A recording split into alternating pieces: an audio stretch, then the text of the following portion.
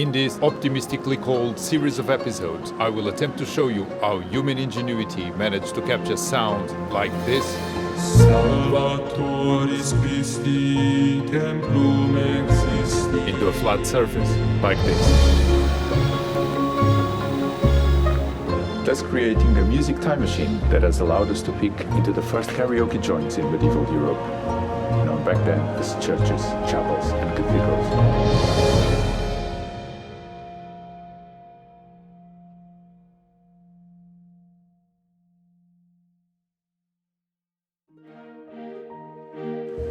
Before they went on an extraordinarily creative journey, the music books from a little more than 1,000 years ago had a lot in common with some that you may still find in a bookshop today, if you can still find a bookshop.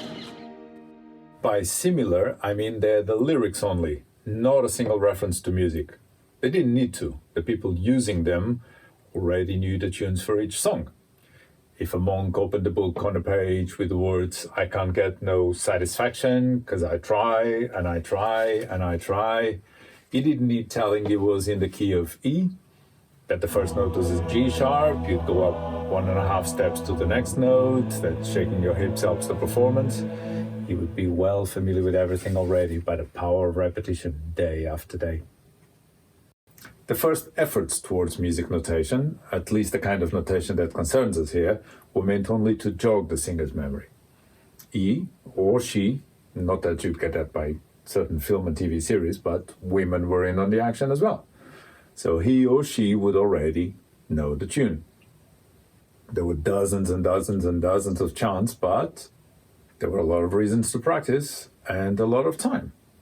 If you weren't praying or knitting your own sweaters, you'd be down by the chapel, humming a few chart toppers with your buddies.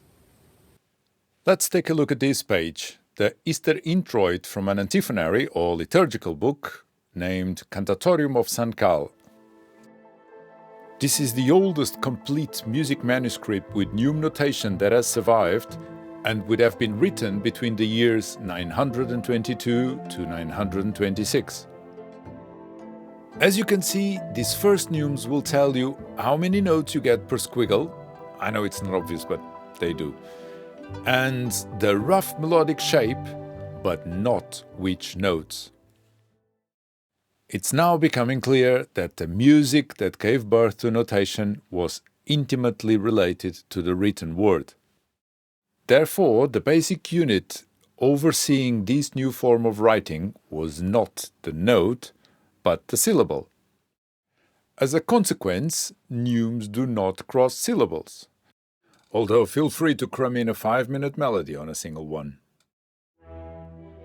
So, like Ghostbusters' cardinal rule, you must never cross the streams, you must lift the quill before starting a new syllable, was a saying on everyone's lips.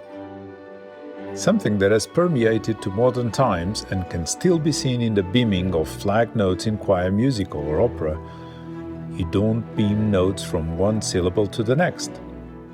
As you can see here in these lines from Wagner's Siegfried, you can only beam flag notes if they are within the same syllable.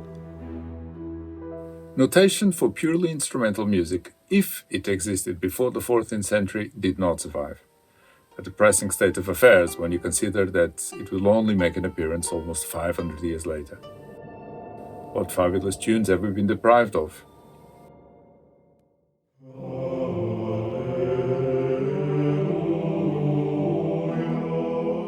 Okay, so we need symbols, not those, for this new venture.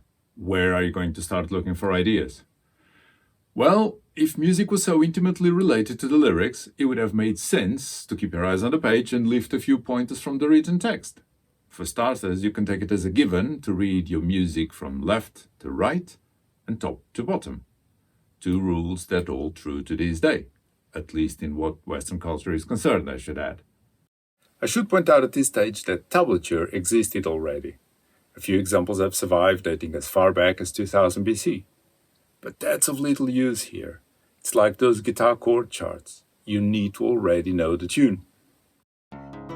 If I'm only aware of this song by name, this isn't going to help at all. I still can't play it, which is probably for the best.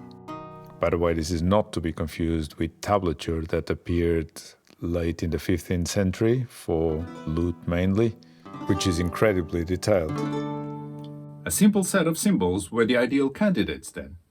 You could also have gone about it by writing detailed instructions on how to sing it, but parchment was expensive and difficult to produce. Therefore, real estate on a manuscript page was pretty precious.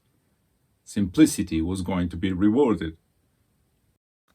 So the first ones that appeared did a good job, but they showed motion only and in a limited way. Up a step, down a step, up and down and up. You get the idea.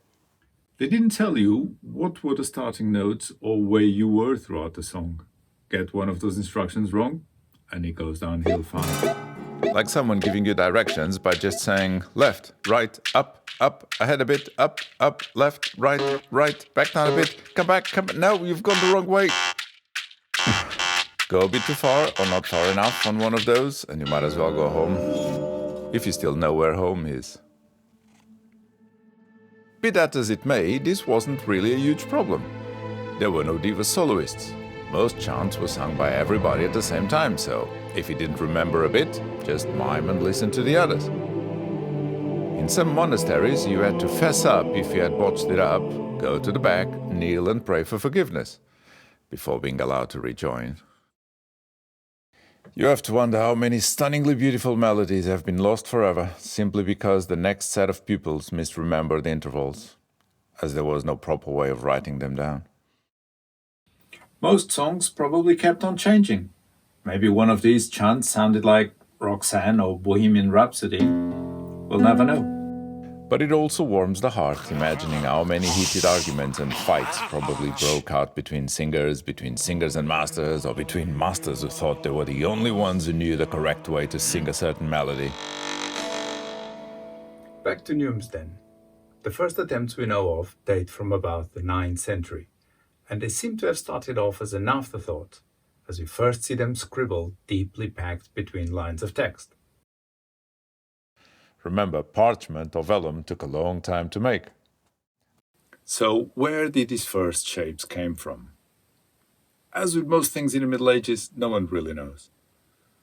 I think there's a 50-50 chance that they either came from the way the main monks in charge of the choir. By the way, monk comes from the Greek monos, which is given as mono and stereo, but that was a big tangent there. So either from the way the monk in charge of the choir would conduct his fellow singers, this would get you to raise the pitch, this will get to lower onto the next note. If I do these, you already know that the following notes go up and down. It almost seems like second nature. But it could have also easily come from the accents in the written text. You already had acute, giving you a rising sound, graph, a downward inflection, and circumflex, up and down. That downward symbol soon became a punctum or virga. Yeah, don't ask.